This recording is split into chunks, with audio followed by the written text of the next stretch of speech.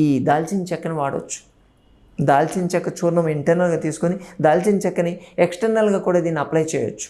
పెరుగులో కలిపేసి దాన్ని అప్లై చేసుకోవచ్చు. లేదా ఏదైనా ఆయిల్లో బాయిల్ చేసేసి ఆ ఆయిల్ని ఫిల్టర్ చేసి దాన్ని అప్లై చేయగలిగితే దానివల్ల కూడా తగ్గుతుంది. పెయిన్స్ తగ్గుతాయి, మీకు ఇన్ఫ్లమేటరీ సిమ్టమ్స్ క్లియర్ అయిపోతూ ఉంటాయి. ఇంకా ఈ దాల్చిన చెక్కని వాడితే హార్ట్ హెల్త్ అనేది బాగా మెయింటైన్ అవుతుంది. హార్ట్ పంపింగ్ కెపాసిటీ బాగా పెరుగుతుంది. బ్లడ్ ఫ్లో అనేది ప్రాపర్గా ఉంటుందని చెప్పాం కదా, సో పంపింగ్ బాగా పనిచేస్తుంది. ఇంకా ముఖ్యంగా హెయిర్ గ్రోత్ని బాగా చేస్తుందండి ఇది. హెయిర్ గ్రోత్ని, హెయిర్ ఫాలికల్స్ని స్టిమ్యులేట్ చేయాలంటే దాల్చిన చెక్క ఉండాలి.